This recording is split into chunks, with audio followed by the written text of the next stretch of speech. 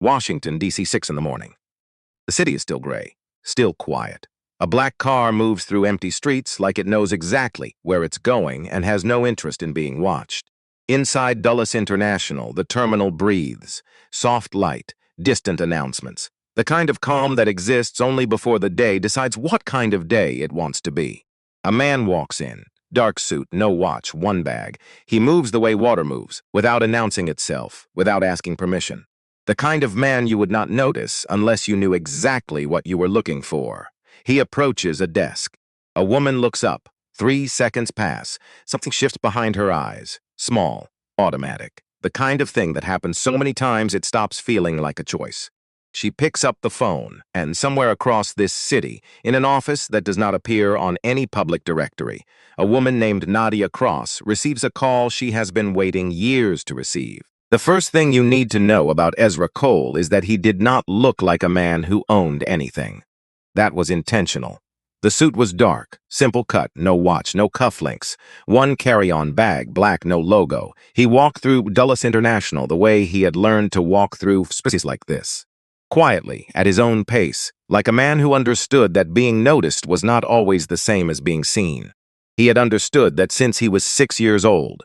Baltimore, 1988. A social worker named Miss Patterson sat beside him on the front steps of a house that did not belong to him. She had kind eyes and a voice she kept soft on purpose. She told him his parents were not coming home.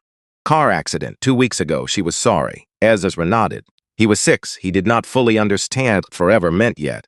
But he understood the steps were cold and the house behind him smelled like other people.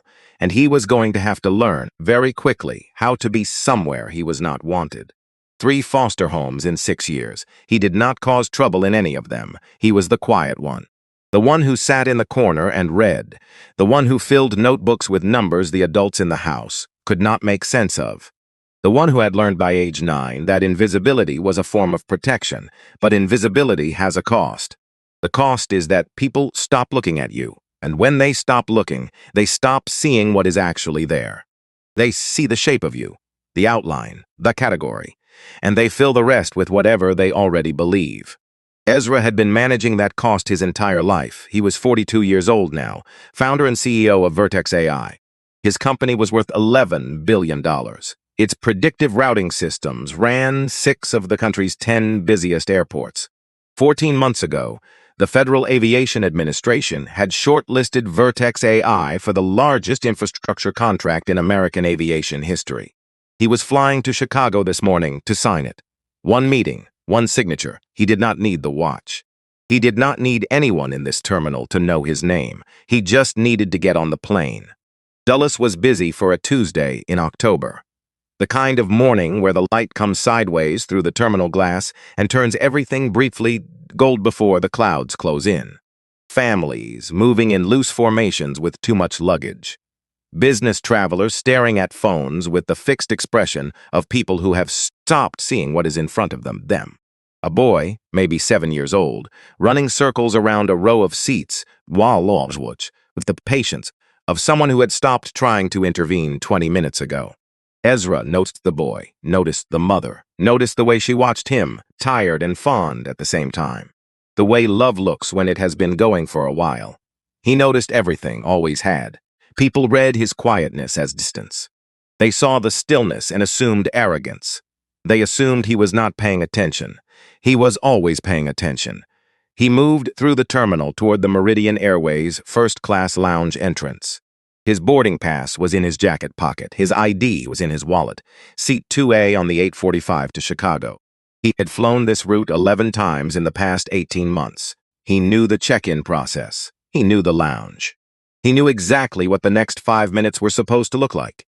2 agents behind the premium desk. 1 young woman with short red hair standing against the back wall, a tablet in her hands, not fully engaged with anything on it. 1 older woman seated at the desk. Mid-50s, hands folded, back straight. The posture of someone who had been doing the same job for long enough that the job had shaped her body. Her name tag said Diane Santon.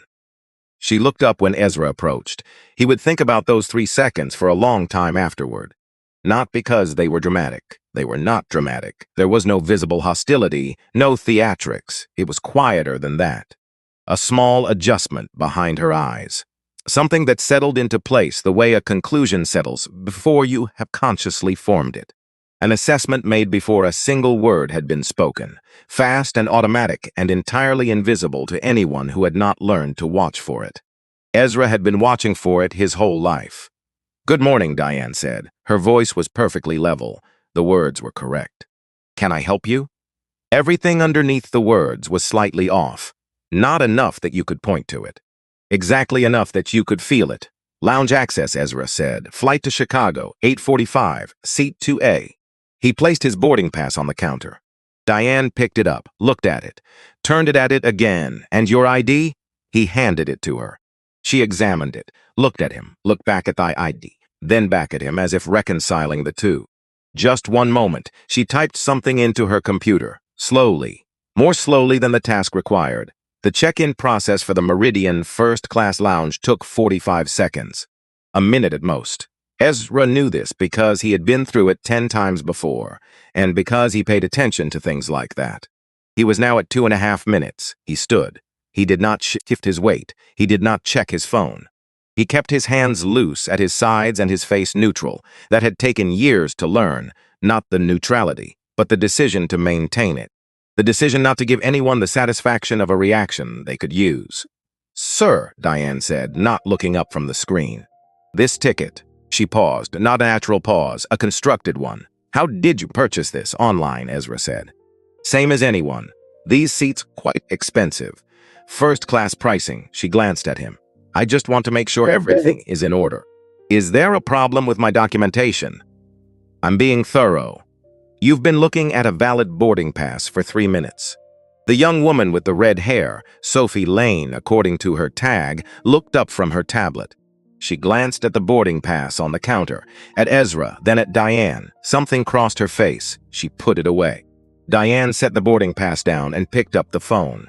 "I'm going to need to call a supervisor, just to verify." "Verify what?" "It's standard procedure."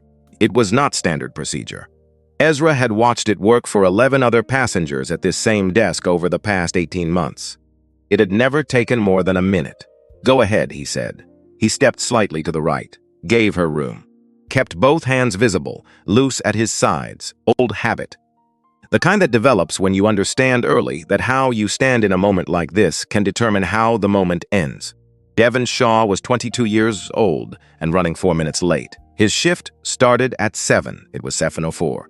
His supervisor, Brett, had already sent a text and an email in the took Devon to park, badge in, and jog down Concourse B with his Meridian Airways intern lanyard bouncing against his chest.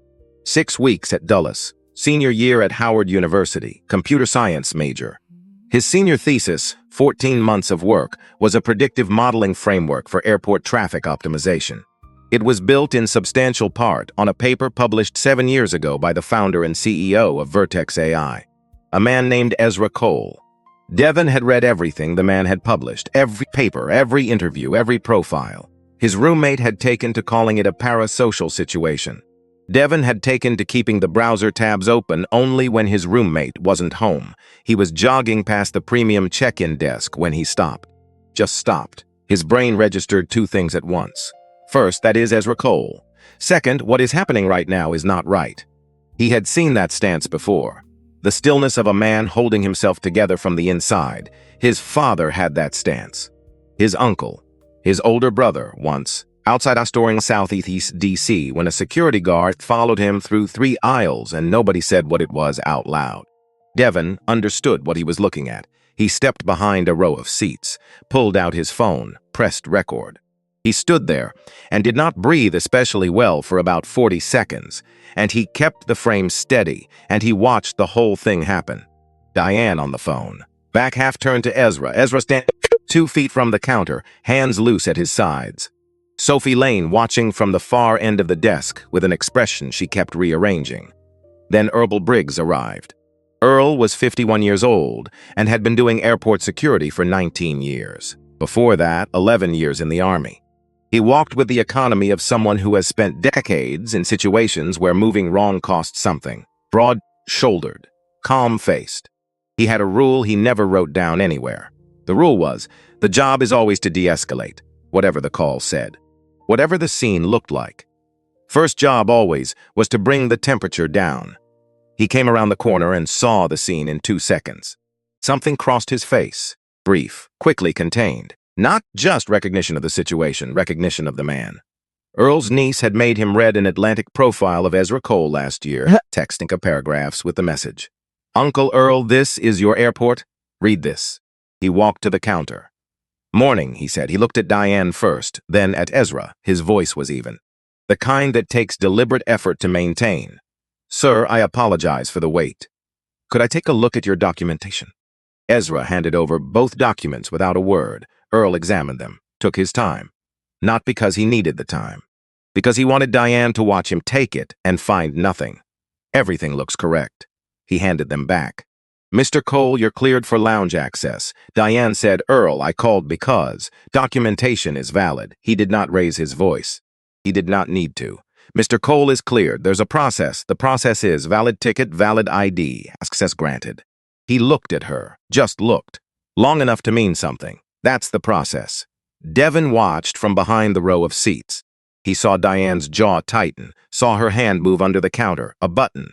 Not the one that logged access. The other one. A second officer appeared from the side corridor, young, 4 months on the job. His name was Frank. He arrived to find a supervisor looking stiff, an employee looking resolved, and a man in a dark suit standing with his hands at his sides. Frank read the scene the way he had been trained to read scenes. He read it wrong. "Sir," Frank said, stepping forward, "we're going to need you to come with us while we sort this out." Ezra looked at Frank, then at Earl. Earl looked back. And in that look there was something that was not an apology and not nothing either. The look of a man who understood the geometry of the moment precisely. What he takes, he chained what he could not. "It'll just take a few minutes," Earl said, quietly. "Of course," Ezra said. He picked up his carry-on. He walked. Head level, pace steady. The walk of a man who had been walked out of rooms before and had decided at some point long ago that how he left was the one thing that remained entirely his. Devin stopped recording. 3 minutes and 40 seconds. Clear audio, every face, the whole sequence. He looked at the share button for a long moment. He thought about what would happen if he posted it right now, the speed of it, the 48 hours of outrage that becomes content, that the algorithm processes and moves past. He thought, that's not the right thing. He found the profile, 2 million followers, bio, Vertex, AI, builder. He stared at the message box for a full minute. Then he typed, "To Sir, my name is Devin Shaw. I'm a senior at Howard and an intern here at Dulles. I just witnessed what happened at the premium check-in desk. I know who you are. I want you to know that what just happened was wrong. I'm sorry." He read it back. It felt inadequate. Most true things do. He sent it. The security holding room was not built for comfort. Fluorescent light. 1 table, 3 chairs. A clock on the wall running 4 minutes fast, which Ezra noticed in the first 30 seconds because he noticed things like that. An air vent producing a faint, irregular ticking. He counted the interval. 42 seconds, 41, back to 42. He sat with his carry-on the table in front of him. Jacket on, hands folded, back straight but not rigid. He had learned in rooms like this that rigidity reads as aggression, that the angle of your shoulders can change how the next 10 minutes go. He was good at waiting. He had been good at it since he was 8 years old, sitting on someone else's front steps with a notebook full of equations nobody in that building could read, waiting to find out whether this particular day was going to be one of the ones where something went right. It usually wasn't. But you waited anyway, because the alternative was deciding in advance that it wouldn't be. And he had never been able to make himself do that. His phone was in his hand. He read Devin Shaw's message. He did not know this young man, but he knew the shape of those sentences. The careful construction. The apology at the end. He knew what it looked like when someone understood that what they had just witnessed was a specific kind of wrong and hadn't yet figured out what to do about it. He typed back, "Stay close. Watch. Don't post what you have yet." Then he made the call he had been composing in his head since the moment Jacinth Sutton had turned her back to him and picked up the phone. Nadia Cross answered on the second ring. She always is answered on the second ring. "It's me," Ezra said. "I know." "What happened?" "Duels. First-class lounge about 40 minutes ago. A pause, not long. How bad?" "Intentional." "Coordinated, possibly." I need you to pull everything on Meridian Airways, Ezra. Her voice shifted, not warning, calibrating. If I start that process, we are not stopping in the middle. I know what I'm asking. A silence between them that was not uncomfortable. They had known each other 6 years, 4 operations, one very bad week in Phoenix they no longer discussed. Silence was information. How deep? Nadia asked. Ezra looked at the door. Through the small rectangular window, he could see the corridor beyond. Could see faintly Diane Sutton at the far end talking to a colleague. Her posture relaxed, the problem resolved, the day continuing. Deep enough, he said, that they cannot claim they didn't know. Nadia exhaled. Not in a frightened way. The way someone exhales when something they have been waiting to be authorized is finally authorized. All right, she said. Clocks starts now. He ended the call. He sat for another 20 minutes. Earl came back at the 18-minute mark with a printed clearance form. Stamped, official. The bureaucratic acknowledgement that yes, everything had been fine all along. You're cleared, Mr. Cole. Earl's voice was careful. I apologize for the inconvenience. Ezra took the form, looked at it. Thank you, Mr. Briggs. Earl started to say something. Stopped. Tried again. The kind of start that happens when a man has something to say, and the professional context is fighting him on it. For what it's worth, sir, Earl held his ground. In my professional opinion, what happened out there was not procedure. A beat. It wasn't right. He said it plainly, like a man who had been dancing around the edges of things for long enough and had run out of patience for the dance. Ezra looked at him. I know, he said. Thank you for saying so. After Earl left, Ezra sat alone for another 2 minutes. Then he opened the old leather wallet he had carried since he was 22. Worn at the corners.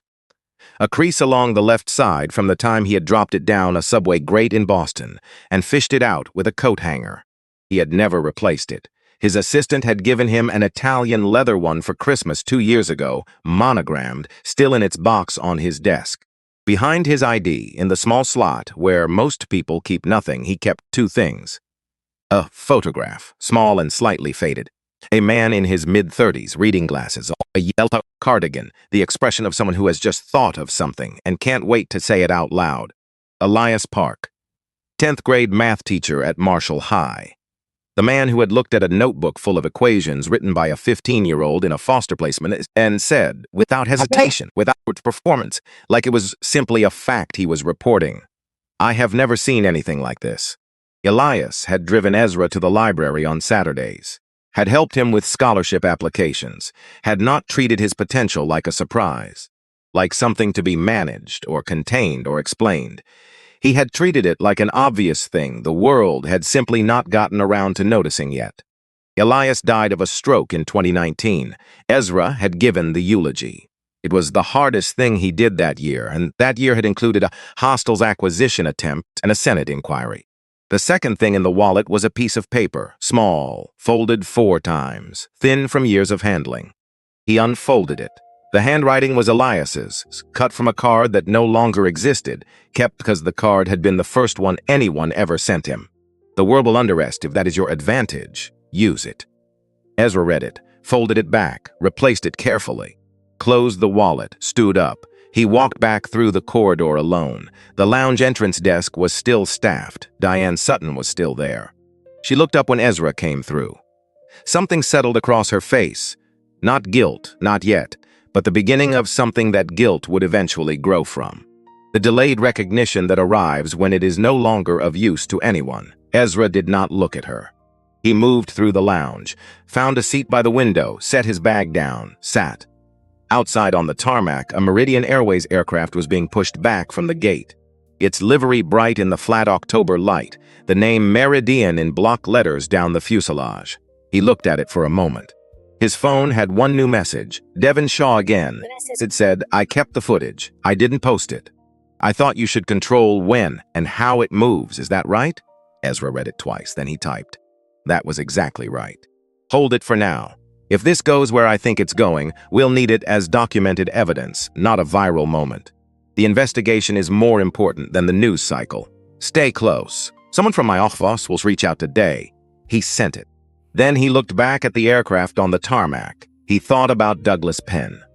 Douglas Penn, who had been 28 years old and well-dressed and collegial when he took Ezra to lunch twice and told him he believed in the vision, who had used a contract clause, standard language, he'd said, not to worry, to walk away with controlling as Ezra's first company when Ezra was 19 and couldn't afford to have the clause explained properly. Penn now sat on the advisory board of Meridian Airways. Ezra had known this for 8 months. He had also known for the past 3 months that Penn had been actively advising Gerald Harmon on competitive positioning against Vertex AI's FAA contract bid.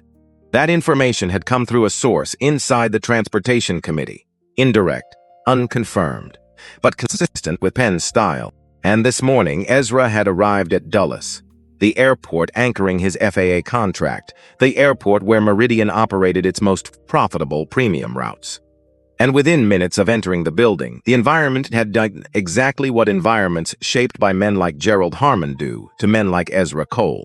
It could be coincidence. Ezra did not believe in coincidences when the geometry fit this cleanly. He could not prove the connection yet. But Nadia would find it if it was there, and if it was there, it would not be the only thing she found. His boarding announcement came. Flight to Chicago. Gate B22 first call. He stood, picked up his carry-on. Sophie Lane was across the lounge with a cart doing her rounds. She looked up when Ezra walked past, made eye contact, held it. She said nothing, but she nodded once. The kind that means, I saw it. I know what it was. I'm sorry I couldn't do more. Ezra nodded back. He walked to the gate. In the lounge behind him, Diane Sutton was already with her next passenger, moving through the morning the way she always moved through the morning. The problem resolved, the routine resumed. She did not know that the ground had shifted. Not yet. On the plane in seat 2A, Ezra opened his laptop. 7 his assistant, 2 from his CFO, and 1 sent 40 minutes ago from Gerald Harmon, CEO of Meridian Airways, welcoming Ezra to any Meridian flight and expressing hope for a productive relationship going forward. Ezra read it twice. He thought about what Nadia had said when he called her from the holding room. Clock starts now. His phone lit up. A text from Devon Shaw. Understood. The footage is safe. I'll wait for your team. Good. Ezra typed back. Then, one more thing. If anyone from Meridian approaches you about today, don't sign anything. Don't say anything. Call me first. He closed the laptop. The plane began to move. The wheels left the ground. He did not look back. Somewhere behind him, in a building connected to this one by 3 corridors and a badge access door, Nadia Cross was already working. Somewhere near gate B14, Devon Shaw was standing with his phone and 3 minutes and 40 seconds of footage that would matter. Not as a viral moment, but as evidence in a federal investigation that had not yet begun but was already inevitable. Somewhere in Atlanta, Gerald Harmon was reading a 1-paragraph summary of a minor incident at Dulles and deciding it was nothing. The city below fell away, roads and rooftops. The geometry of a life assembled from nothing, viewed from above. Ezra Cole looked out at it. Then he opened his laptop and got back to work. The video went up at 11:47 a.m. Not Devon's video. Someone else's. Patricia Holt was 58 years old, retired schoolteacher from Reston, Virginia. She had been standing in line at the Meridian Premium Desk at 7-6 that morning, waiting her turn, watching through the gap between 2 rolling suitcases. She had filmed 40 seconds on her phone, because 40 years of teaching children had given her a precise internal alarm for when something was wrong. She had not posted it immediately. She had gone home first, made coffee, sat with it for 4 hours. Then she posted it. The caption said, "This happened this morning at Dulles. The man being escorted away is Ezra Cole. You may know his name. You may not. Either way. Watch this." By noon, 40,000 views. By 1 o'clock, 200,000. By 2. Meridian Airways' social media team had sent 4 increasingly urgent emails to their communications director, who had forwarded them to Gerald Harmon's assistant, who had knocked Gerald's office door and been told to handle it. At 2:47 p.m., Meridian Airways posted a statement. It was, as corporate statements go, technically proficient, apologetic in structure without being an admission, specific enough to seem serious, vague enough to protect everyone who mattered. It said Meridian was deeply committed to a welcoming experience for all passengers. It said the incident appeared to involve an employee not following established protocol. It said Diane Sutton had been placed on administrative leave pending review. It extended sincere apologies to Mr. Cole. Ezra read it in a conference room in Chicago 20 minutes after landing. He had signed 3 documents, shaken 4 hands, secured the federal infrastructure contract that had been 14 months in the making. He put the phone face down on the table. He returned to the conversation. He did not mention the statement, did not mention the video, did not mention Meridian Airways once in that building. That was intentional. Devon Shaw read the statement on his phone at the employee break room and felt a specific kind of frustration that had no clean name. The statement was designed to end a story. It named Diane, absorbed the blame into one person, and offered the company as a reasonable institution momentarily failed by a rogue employee. It was a lid, a well-constructed one. Devon looked at his camera roll, 3 minutes and 40 seconds, full audio. Every face, the whole sequence from beginning to end. He thought about what Ezra had said. The story should travel on our terms. He put his phone in his pocket and went back to work. Nadia Cross did not sleep that night. This was not unusual. 11 years in federal intelligence had given her relationships with sleep that was transactional at best. 3 hours, sometimes 4, and then she was functional. She had stopped fighting that a long time ago. She sat in the operations room she had built inside Vertex AI's DC satellite office. 3 monitors, 1 secured line. A whiteboard covering an entire wall, divided into 4 sections: Meridian operations, Meridian personnel, Meridian connections. The connections section was where she spent the most time. Her team was 5 people, 2 former federal investigators, 1 forensic accountant named Randall, who wore the same gray cardigan every day and communicated through highlighted spreadsheets, 1 data analyst who had spent 12 years in investigative journalism before burning out on the economics of it, 1 woman named Bev, 63, technically retired from the Treasury Department, who was better at finding things than anyone Nadia had encountered in any professional context. By midnight, they had the first layer: 14 formal passenger complaints filed with the Department of Transportation against Meridian Airways over 6 years. Each one documented. Each one alleging differential treatment, several referencing the Dulles Premium Lounge specifically. All 14 had been received, logged, acknowledged with a form letter, then nothing. No investigation opened, no corrective action recorded, no follow-up contact with any complainant. Not dismissed, not resolved, just absorbed, the way certain institutional systems absorb things that are inconvenient, not by destroying them, but by surrounding them with silence until they lose their shape. Bev looked at the pattern and said, "That's not disorganization." Nadia agreed. Disorganization is random. Files go missing in different ways. Complaints stall at different points. The chaos has no consistent geometry. This had geometry. Every single complaint had landed on the desk of the same regional compliance officer, a man named Dale Pruitt, based in Meridian's Mid-Atlantic Operations Hub, and every single complaint had stopped moving the day it arrived. Nadia wrote Dale Pruitt on the whiteboard, drew a line to Gerald Harmon, then she kept going Randall. Spent 36 hours on the financial layer. What he found was not, on its face, illegal. That was the craft of it. Meridian had directed maintenance contracts to 2 vendors over 7 years. Both were certified. Both had reasonable reputations. Both charged rates that were individually unremarkable. But when Randall mapped which maintenance tasks went to which vendor, a pattern emerged. High-visibility work, the items that appeared on federal safety audits that inspectors checked, that showed up in public documentation, went to the established vendors. Everything else went somewhere else. A company called Hargrove Aviation Services, based outside Atlanta, incorporated 6 years ago, certified, technically. Client list before Meridian, 2 small regional carriers and a private charter outfit. Randall followed the Hargrove ownership structure through a holding company, through 2 limited liability entities, into a trust. The trust had 3 beneficiaries. One of them was Gerald Harmon. Randall formatted this into a document, highlighted key sections in yellow and the critical ones in orange, walked it across the office at 6 in the morning, and set it on Nadia's desk without saying anything. She read it twice. "He's been paying himself," she said, "through the maintenance contracts, while deferring the actual work," Randall said. 41 deferred items across the fleet. 11 of them are in categories that trigger mandatory federal reporting if they cross certain thresholds. How close are they to the threshold? Randall paused. Close enough that I'd rather not fly Meridian. Nadia looked at the whiteboard. At the Meridian operations section, which had been mostly empty 2 days ago and was now dense with names and arrows and dates. She picked up her pen, added Hargrave Aviation Scrivis, drew a line to Gerald Harmon, then a second line, thinner, with a question mark at the end toward Douglas Penn. She did not know yet what that line meant, but she had learned over many years of this kind of work to mark the things she didn't know alongside the things she did. In Chicago, Ezra was eating breakfast alone in his hotel room when Constance Webb called. He had expected it. Constance had a radar for events.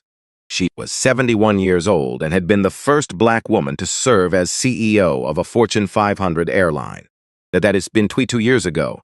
The airline was gone now, acquired, merged, dissolved across 2 decades of consolidation. But Constance was still in her office, still on 4 boards and 2 foundations, still the person Ezra called when he needed to think with someone who would not pretend things were simpler than they were. I saw the statement, she said, instead of hello. I know. How are you? Working on it. I know you are. A pause, not an impatient one. I want to see you in person today. He looked at his laptop screen. 2 calls, 1 debrief, a dinner he could cancel without consequence. I can be at your office by 3. Good. Come hungry. My assistant always orders too much. Constance Webb's office was on the 31st floor of a building in the Loop with a view that, on clear days, reached all the way to the lake. That afternoon, the lake was steel gray, and the sky was low, and the light was the kind that made everything look like it meant something, which Ezra had always found useful for difficult conversations. She let him eat without talking. That was one of the things he valued about her. She did not fill silence, because silence made her uncomfortable. She waited until something needed to be said. Then she said, "Tell me about Douglas Penn." Ezra looked up from his plate. "He's on the advisory board," he said. "I know." She folded her hands on the desk. "I also know you've known that for 8 months. So I want you to tell me honestly. Is this about what happened at Dulles? Or was Dulles the thing that gave you permission to do something you had already been building toward?" The room was quiet. The lake outside was gray and indifferent and very large. "Both," Ezra said. He said it the way you say something you have known for a long time and have not said aloud. Not with relief, with the specific flatness of honesty that costs something to produce. Constance looked at him for a long moment.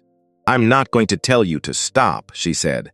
"What Meridian has been doing, what you're already finding, that warrants accountability. That's real." "But," Ezra said, "but." She leaned forward. "There is a version of this where you are doing the right thing for the right reasons. And a version where you are doing the right thing and using it to settle something personal. And those 2 versions look identical from the outside." She touched her sternum briefly. "Inside, they feel different, and they produce different results eventually." Ezra looked at her. "Penn took my company," he said. "I was 19. I didn't understand the contract. He knew I didn't. He used that." "Yes, that's not something I invented. No, it happened exactly as you said." She held his gaze. "I am not questioning your anger, Ezra.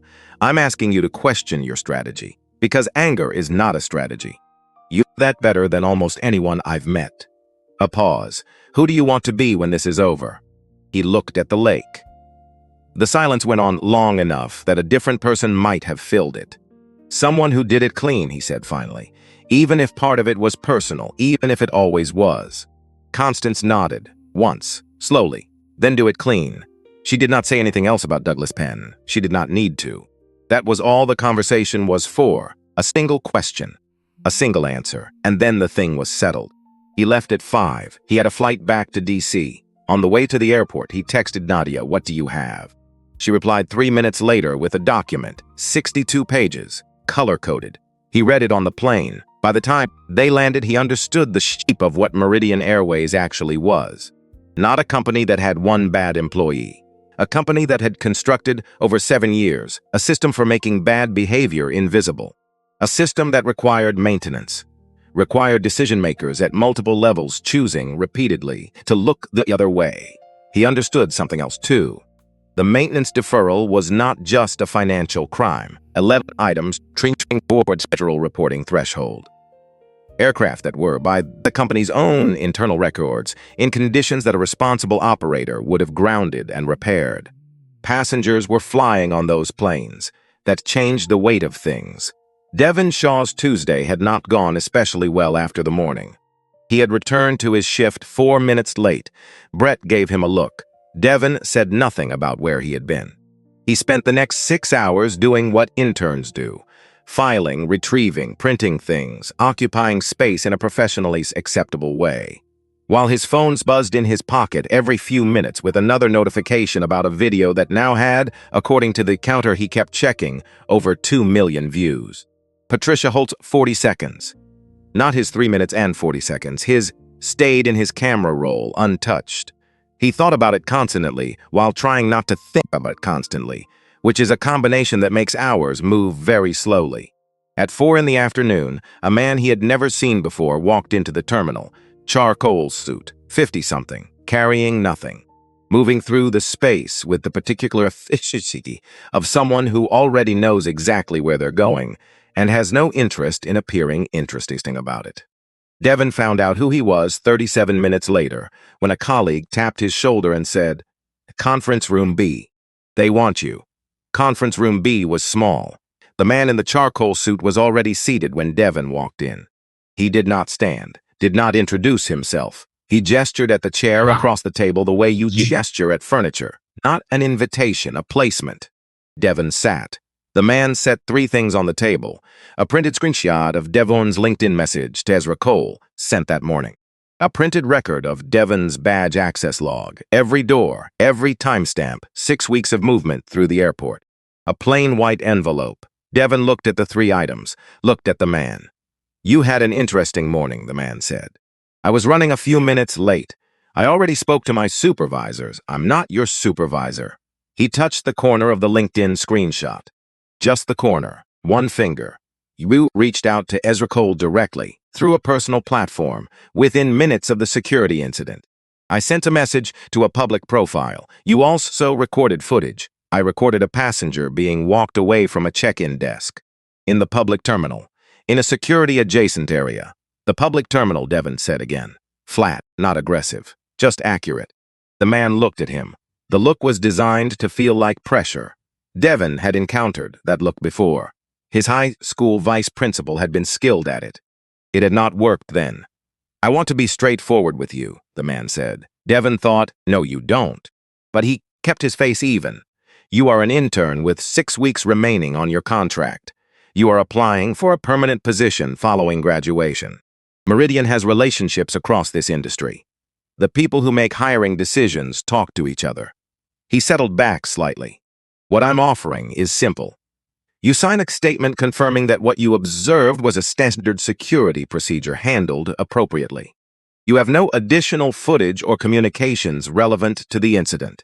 In return, your internship evaluation is positive and your future applications in this industry proceed without complication."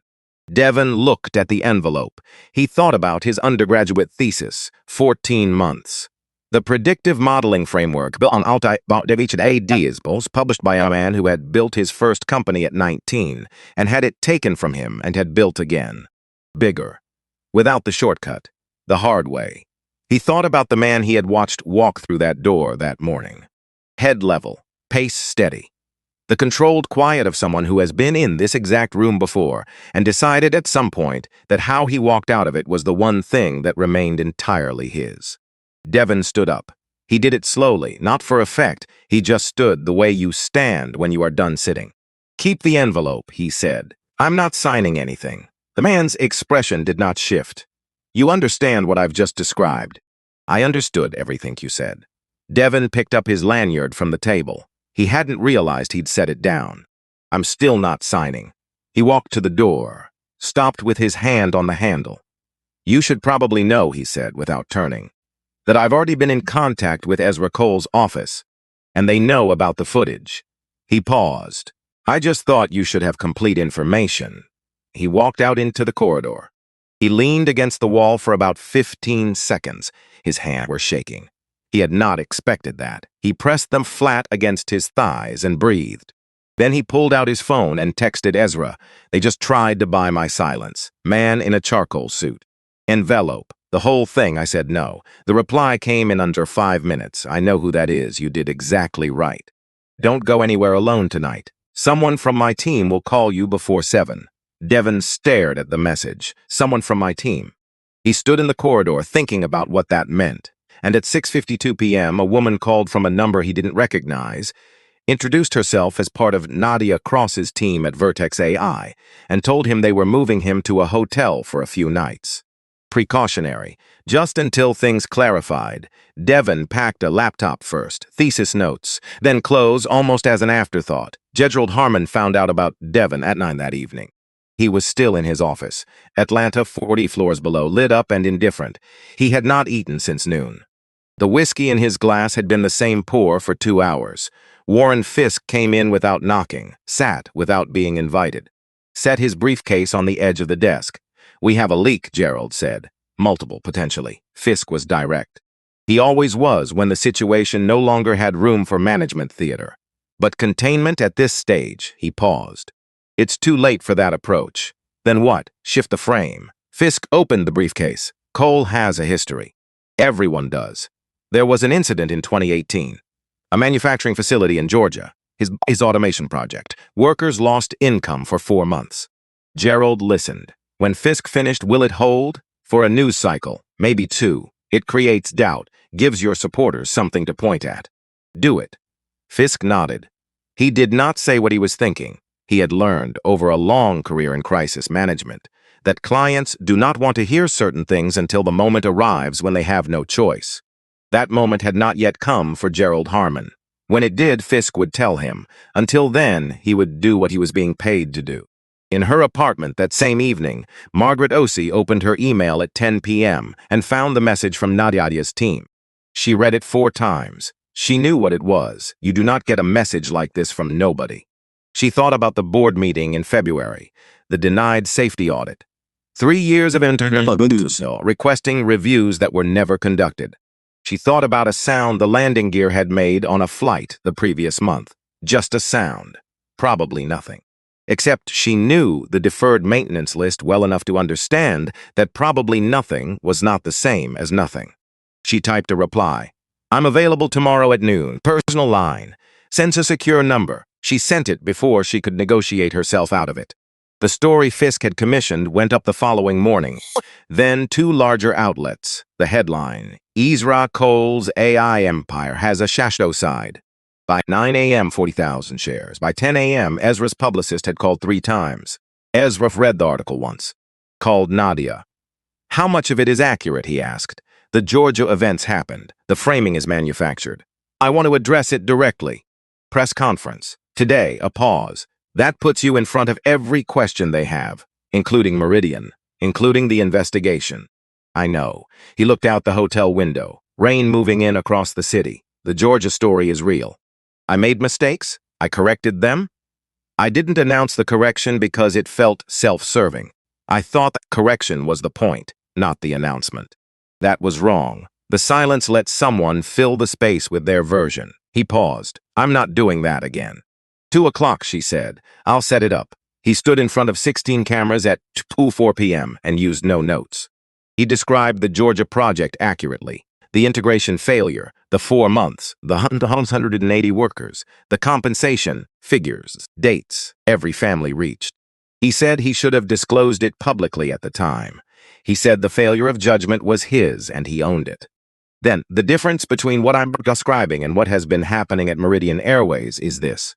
When my company made an error, I corrected it, and I am now accounting for it publicly. What Meridian's leadership has done, deliberately, repeatedly, is make choices that harmed people, and then build a system to ensure no one found out. Those are not the same thing. I am not a perfect executive, but I do not pay for silence about my mistakes. Reporter, when you say what Meridian's leadership has done, can you be more specific? We will have more to share in the coming days. He stepped back from the podium at 2:29 p.m. His phone showed a message from Nadia, received at 2:26 while he was still speaking. It said, Margaret Osei called at noon. 2 hours. 3 years of internal documentation, safety referrals, maintenance logs, board minutes. Everything Gerald signed, everything buried. Below that, one more line. Devon Shaw's footage has been transferred to our legal team. Authenticated, time-stamped, chain of custody documented. The SEC and DT investigators have it now. It's part of the formal record. And below that, this is enough, Ezra. We have what we need. He read it twice. He thought about a holding room at Dulles. A clock running 4 minutes fast. The sound of Diane Sutton's voice on the other side of a door. Relaxed. The problem resolved, the morning continuing as if nothing had shifted. He typed back, "I know, begin the next phase." He put the phone in his pocket. The press room was still half full. Cameras rolling, reporters filing, nobody watching him walk out. He moved through the room quietly, toward the exit, without announcing himself. The way he had always moved through rooms that were not built for him. The way he had practiced, across 42 years, in spaces where being noticed and being seen had never quite been the same thing. He walked out into the rain and kept moving. The FBI arrived at Meridian Airways Atlanta headquarters in the days after the SEC filing. Not dramatically, not the way it looks in films, with convoys and agents in windbreakers. 4 agents, suits, badges shown at the front desk. A polite request to speak with the legal department. That quietness was the frightening part. It meant they already had what they needed. They were not here to search. They were here to confirm. Gerald Harmon was in a board meeting when his assistant knocked on the glass door. He saw her face through the window. He knew. Not the details, the shape. The general contour of something that had been moving toward him for longer than he had admitted to himself. You always know. The people who build the thing that eventually collapses always assume somewhere the foundation of it, that it was built wrong. They kept going because the going was profitable, because stopping required a kind of courage that is very difficult to locate from inside a comfortable chair. He excused himself, walked down the corridor, closed office door, sat. For the first time in years, Gerald Harmon sat in silence without reaching for a phone, without calling Warren Fisk, without constructing the next version of the story that made him look like the reasonable one. He just sat. The room around him was the same room it had always been, the view the same view. Atlanta below going about its business, entirely unaware that the man looking down at it was finally understanding the full weight of what he had built and what it was going to cost him. He thought about a lot of things. None of them were useful. The SEC filing had come the same week. Financial irregularities, undisclosed conflicts of interest in vendor contracting, material misrepresentation in safety disclosures to federal regulators. Randall, in the gray cardigan, read the filing from his desk in D.C. and highlighted 3 sections in orange. Then he went and got a cup of coffee. The first one he had actually tasted in 4 days. In the weeks that followed, Meridian stock dropped 37%. The board called an emergency session. Gerald Harmon was asked by the board chairman in a phone call lasting less than 6 minutes whether he would voluntarily step aside. Gerald said he would not. The board chairman said, "Gerald, there are 11 votes. I've spoken to 8 of them. I wanted to give you the opportunity to do this with some dignity." A long silence. "How long do I have?"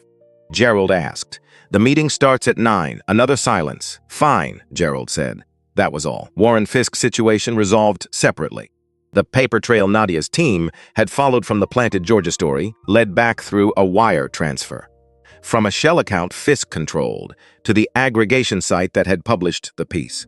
Paying for fabricated journalism dressed as news. Federal wire fraud. Fisk had been careful for 26 years. Careful about phones. Careful about who he met and where. He had not been careful about the wire transfer, because he had not known that Nadia's team had been inside Meridian's financial architecture for 72 hours before the Georgia story went live. He found out in a parking structure in Bethesda on an evening that had started as an ordinary diner when 2 agents approached his car. He thought for 1 second about running. Then he thought about where that had ever taken anyone. He got out of the car, put his hands where they asked. Said nothing. He was very skilled even now at saying nothing. Ezra was in Nadia's operations room when the news came through. Past 8 in the evening. The whiteboard was dense now. Names, lines, dates, the whole architecture of a system that had operated in darkness for years, mapped out in red and black on a wall that smelled like dry erase marker and old coffee. Nadia looked at her phone, then at him. "Fisk," she said. Ezra nodded. He did not celebrate, did not say anything that sounded like victory. Because the moment did not feel like victory. It felt like the sound a tight knot makes when it finally releases. Relief, yes, but also the weight of understanding how long the knot had been there. Many people had been affected by the tension of it. "The board?" he asked. "Meeting confirmed. 8 votes secured for suspension." She paused. "Margaret is ready." Ezra looked at the whiteboard, at the line running from Margaret Osie's name to a box that now read Transition Leadership. "She's the right person," he said. "She stayed longer than she should have. She did. And she sent us 3 years of documentation when it cost her something to do it." He looked at Nadia. "That's the version I'm holding on to." Nadia nodded. She had worked with him long enough to know when a decision was final. She moved on. "Acquisition timeline," she said. "If the board votes for suspension, we move within the week. I don't want this dragging." Meridian has nearly 30,000 employees. Every day of uncertainty is a day they're sitting with it.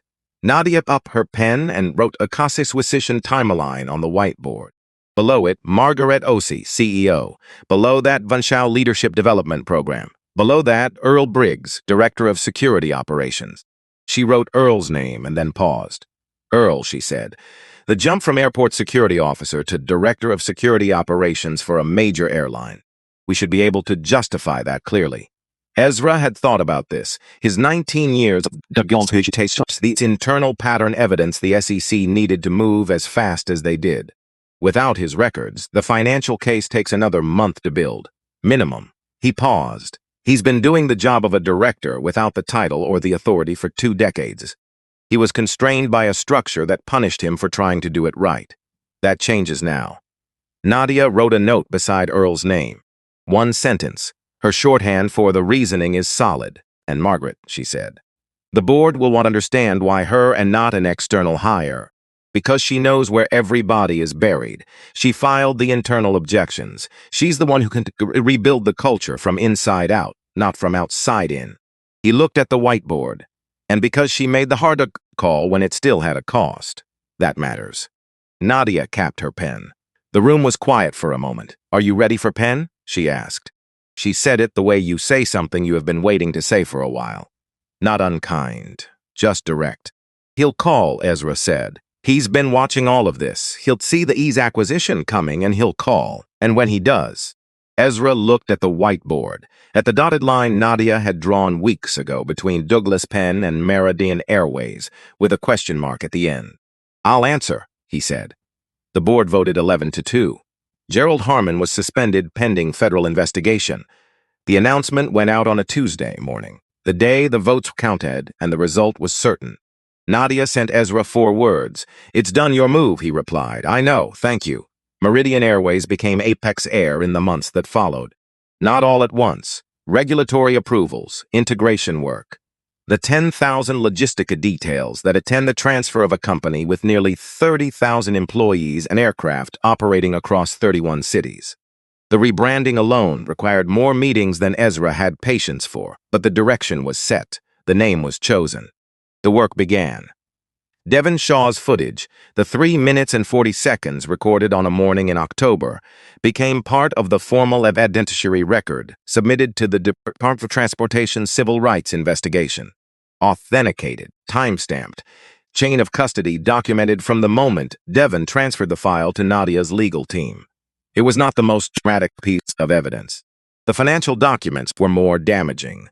Margaret Osie's 3 years of internal memos were more comprehensive, but Devon's footage was the thing that showed, clearly and without interpretation, what the environment at Meridian had trained its employees to do, what it looked like from the outside, what it had always looked like to anyone who was paying attention.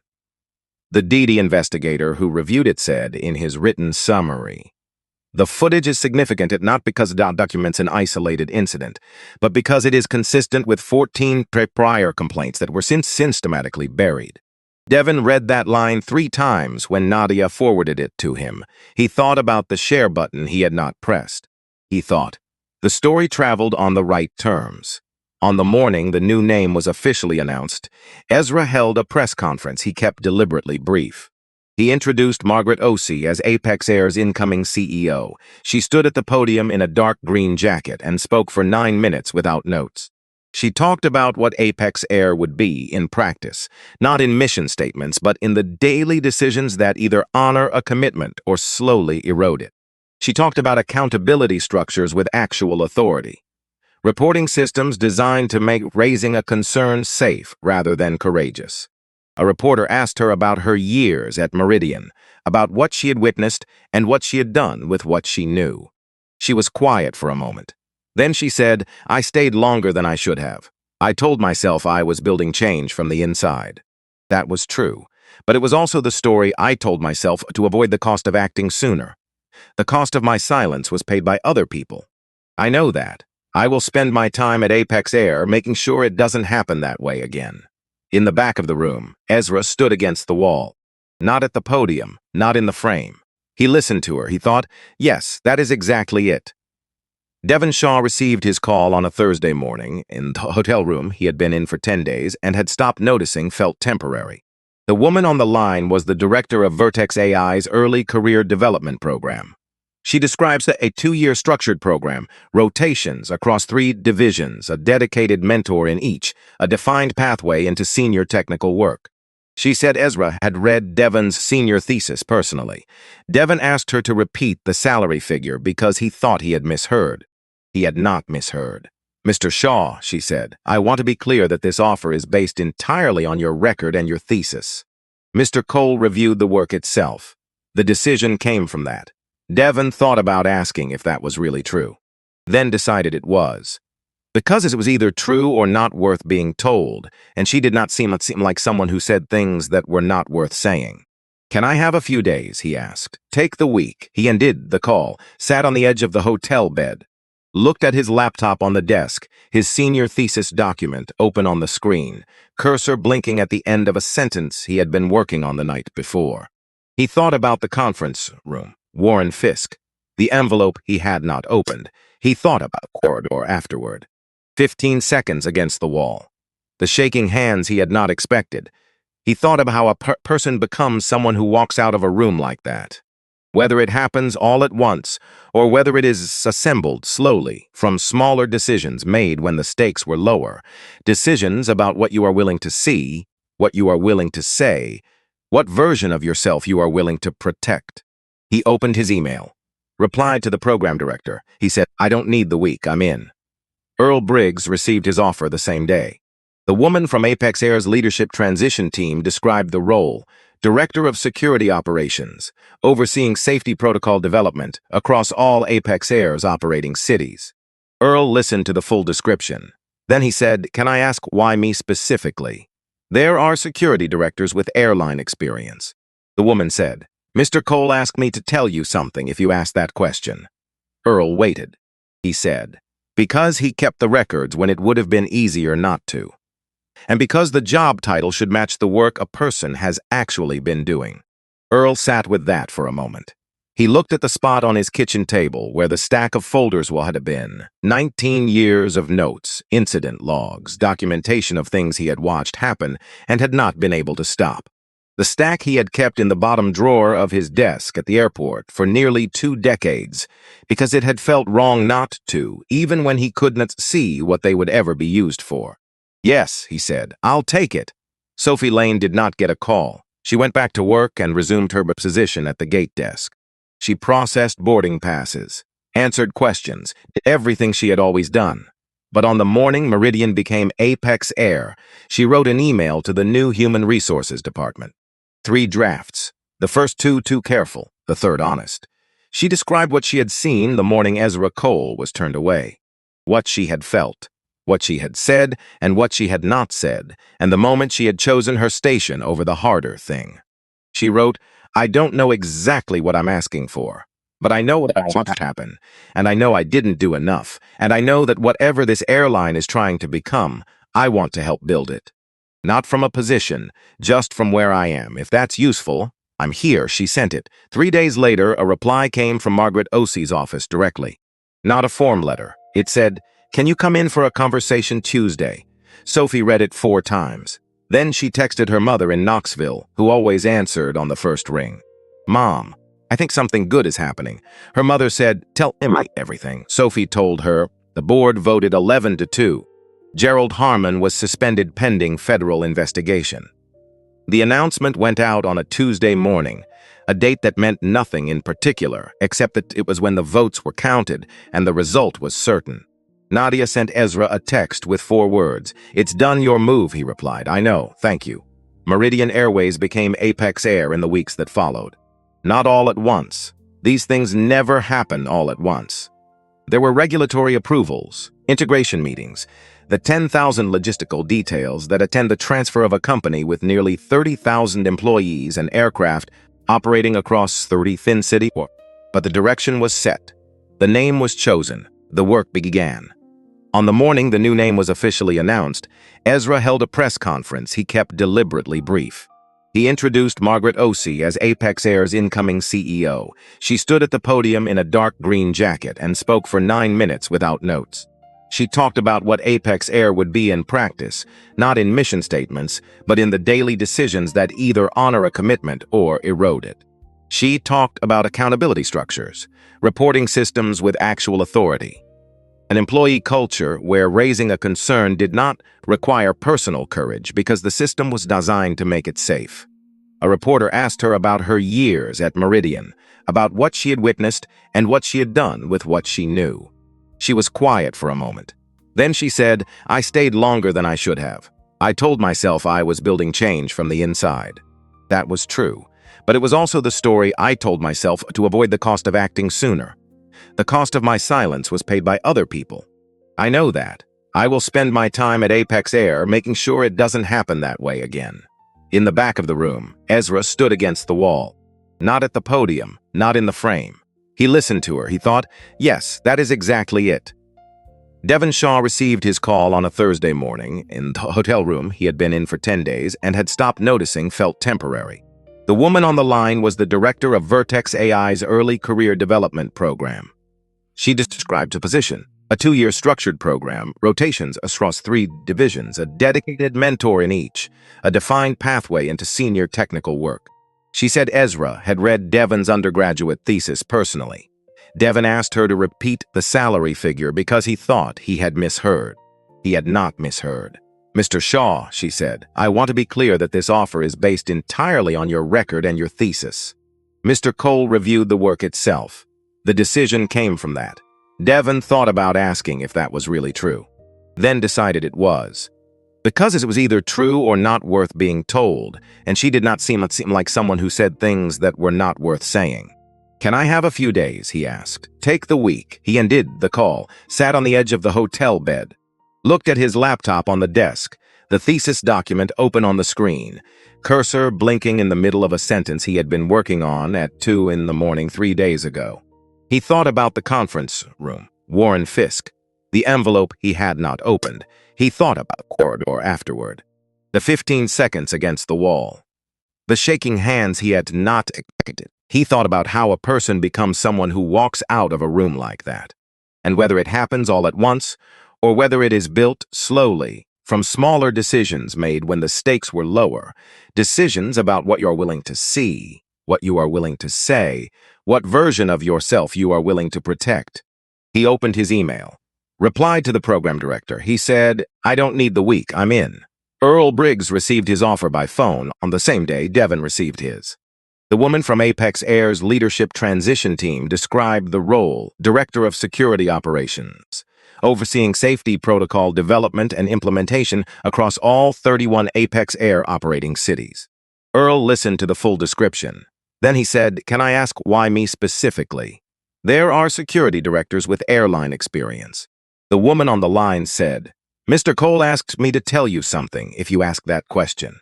Earl waited, he said, because he kept the records when it would have been easier not to, and because the job title should match the work a person has actually been doing. Earl sat with that for a moment. He looked at his kitchen table, at the spot where the coffee cup had been on the night Nadia called.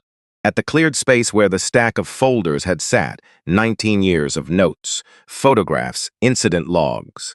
The stack he had kept in the bottom drawer of his desk at the airport for nearly 2 decades, because it had felt wrong not to, even when he couldn't see what they would ever be used for. "Yes," he said, "I'll take it."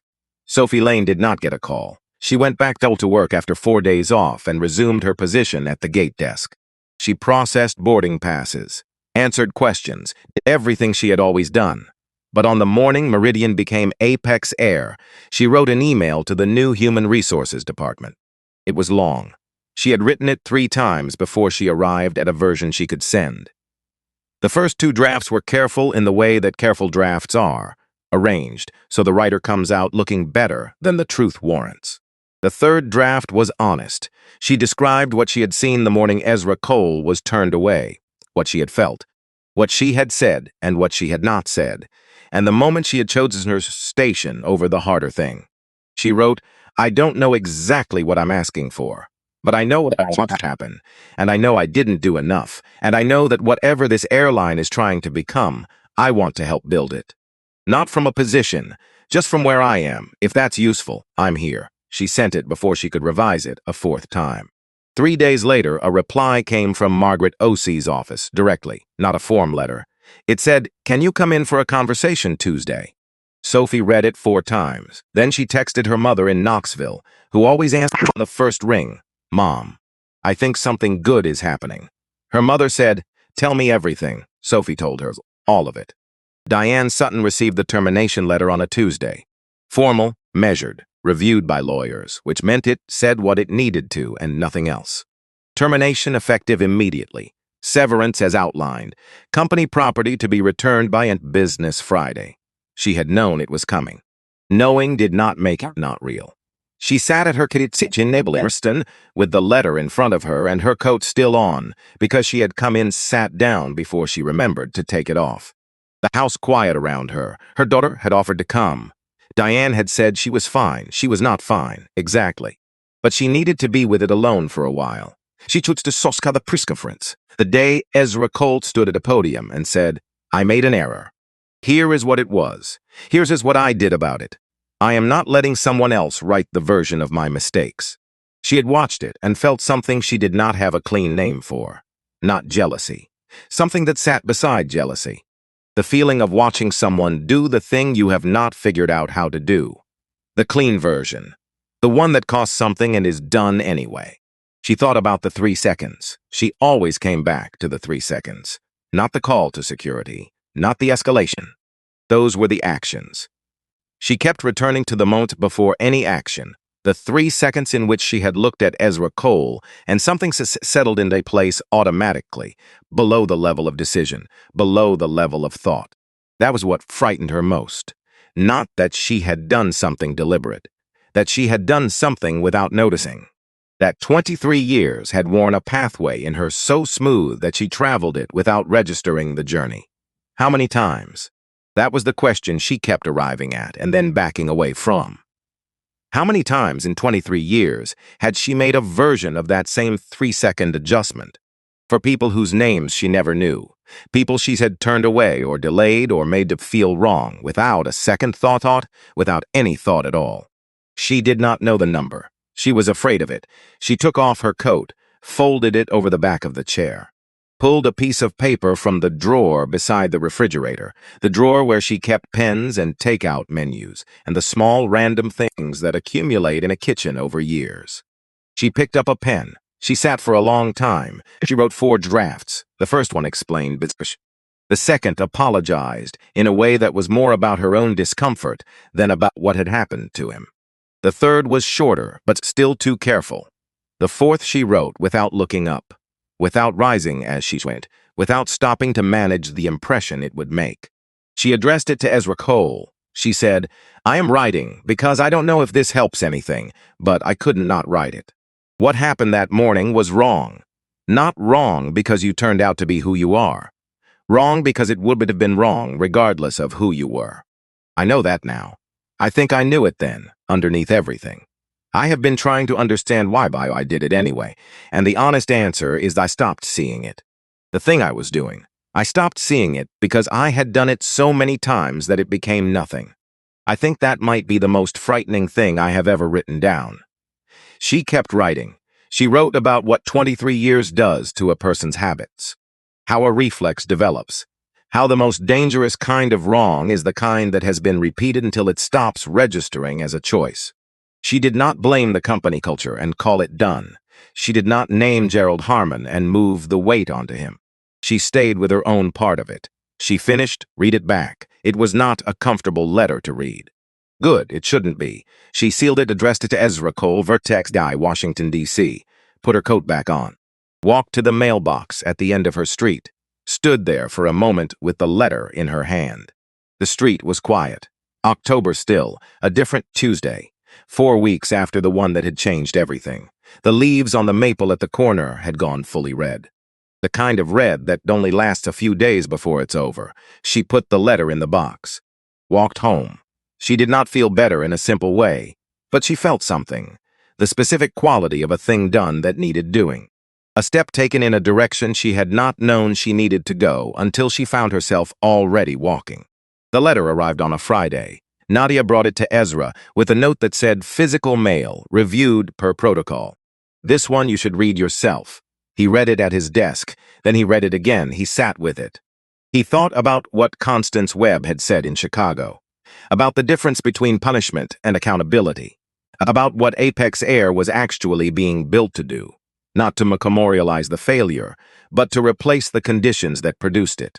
He thought about Diane writing 4 drafts. He thought about what it takes to look at something you have done, something that felt like nothing while you were doing it, and choose to look at it clearly, without the softening, without the story that makes the picture more flattering than the full truth. He picked up his phone and called the director of Apex Air's Culture and Employee Development Program. The retraining initiative, he said. The one for employees transitioning from the old Meridian system. Yes, I want to add something.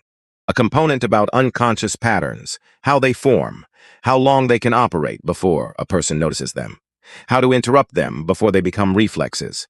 He paused. I want it built by people who understand the psychology, not the liability. Not a compliance module. Something real. I think we can build that. I also want it available to former employees, people who left or were let go during the transition. If they want to participate, the door should be open. A brief pause. That's not standard. I know. Make it work. He set the letter down. He did not write back to Diane Sutton. He was not certain a response was what the letter needed. Some things are sent, to be witnessed, not to receive an answer, but he kept the letter. He put it in the top drawer of his desk, next to a worn leather wallet he had carried since he was 22 years old. He went to Baltimore on a Sunday, drove himself, the longer route, 2 hours through Maryland, fields, exits, towns that appear and dissolve into the rearview, gas stations that have been in the same spot for 30 years. He had not driven himself anywhere in months. He had forgotten that driving, just driving, without managing anything, was its own kind of useful. The neighborhood looked the same and different in the way places do when you have been gone long enough. The bones identical. The details shifted. A building he remembered as a laundromat was something else now. A vacant lot he had cut through as a boy had a small community garden in it, raised beds, a hand-painted sign, a scarecrow that had seen better days. He parked on the street. He walked. Past the house, a medical clinic now, where he had lived at 9. A decent placement, that one. For a while, he did not stop. 2 blocks north, past the library where he had spent Saturday mornings. Past Kornsk's store, where the owner had known his name and carried his tab one winter when money was genuinely not available. He stopped in front of the school. 2-story brick, 1962. Still standing. The playground equipment was the original, which meant it was decades past its useful life.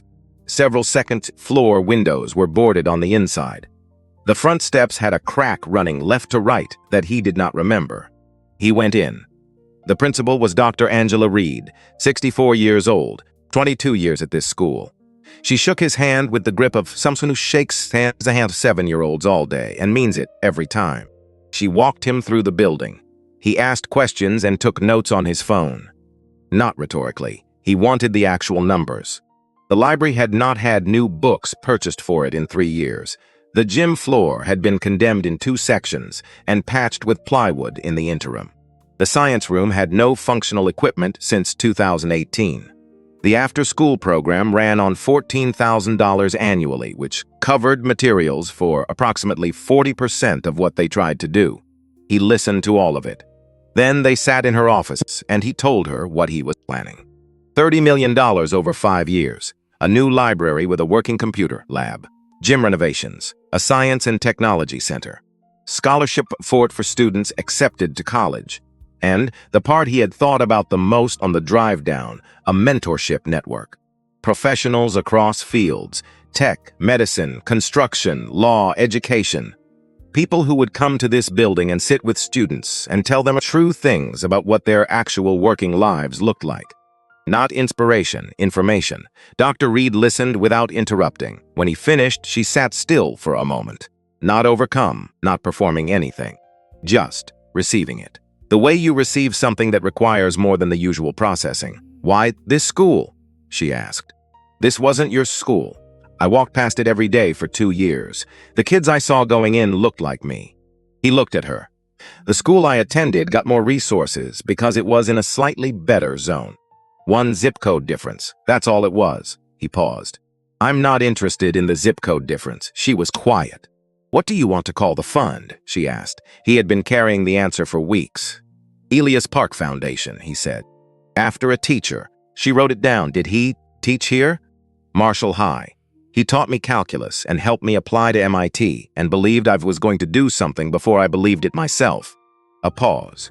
He died in 2019. He never knew what came after. I think about that. Another pause.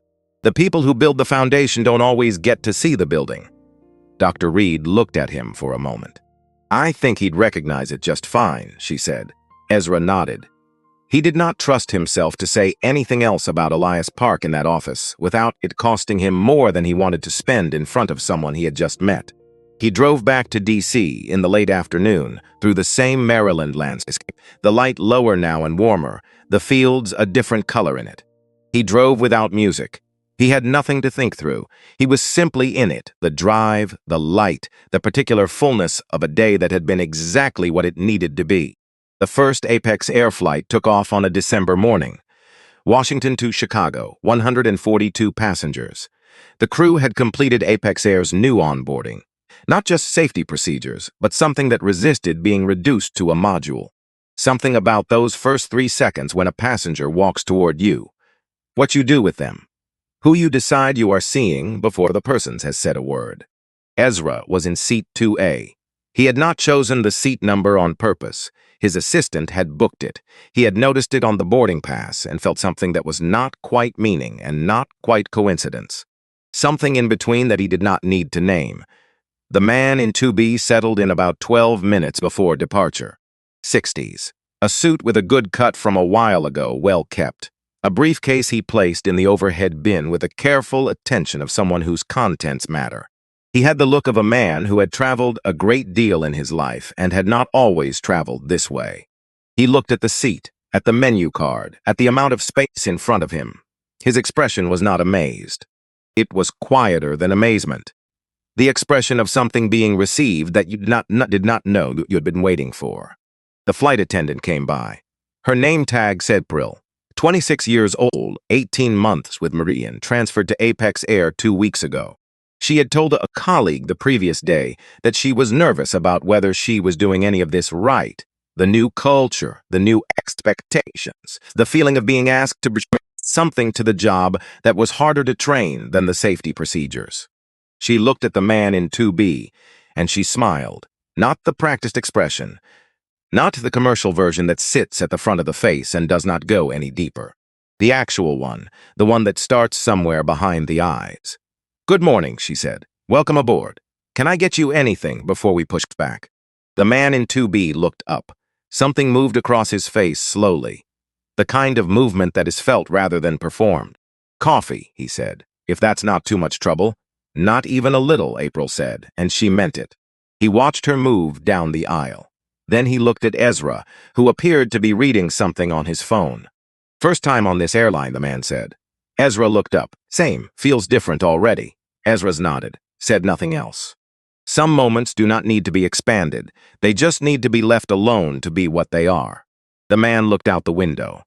After a moment, he said more to the glass than to Ezra. My granddaughter lives in Chicago. I haven't seen her in almost 2 years. Her mother and I. He stopped, decided against finishing that particular sentence. It's been a while. Good time to go, Ezra said. Yeah. The man nodded slowly. Yeah, I think so. April came back with the coffee, set it down carefully, said, let me know if there's anything else you need. The man looked at the cup, then at her. Thank you, young lady, he said. I mean that. April looked briefly, genuinely surprised. Then she smiled again and moved on. The plane began to push back. Ezra looked out the window, December sky.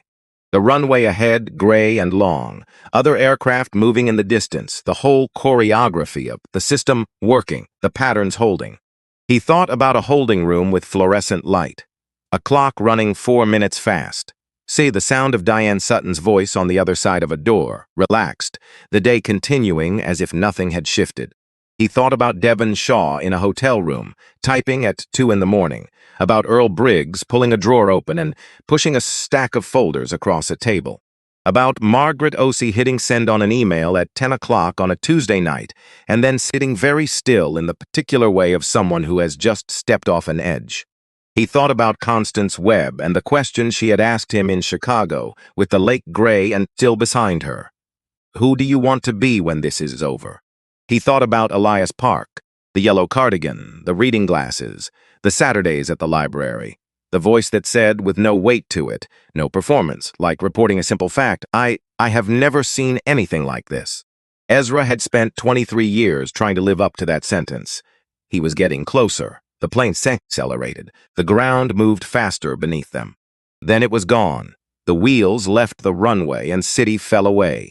Roads and rooftops and the geometry of everything that had looked enormous from the ground, visible from up here as a pattern.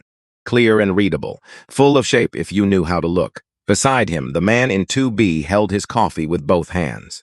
He was looking out his own window, not at the city receding below. Past it, toward the horizon, disguising, went gray, and then lighter gray, and then, at the very edge, a thin, steady line of pale gold. His face had the expression of someone going somewhere. Not just on a map, as Ezra looked at it. He did not say anything. He had learned across a long time that some moments ask nothing of you except to be present for them, to let them be what they are without addition. The plane climbed. The gold line at the horizon widened. And Ezra Cole, 42 years old, former foster child, founder of Vertex AI, owner of a battered leather wallet and a piece of paper for folded, 4 times in a $30 million commitment made in a principal's office on a Sunday afternoon, sat back in his seat and breathed and let it be enough, because it was. The point had never been the acquisition, never been the press conference or the whiteboard full of names, or the moment Gerald Harmon sat in his chair and understood what was coming.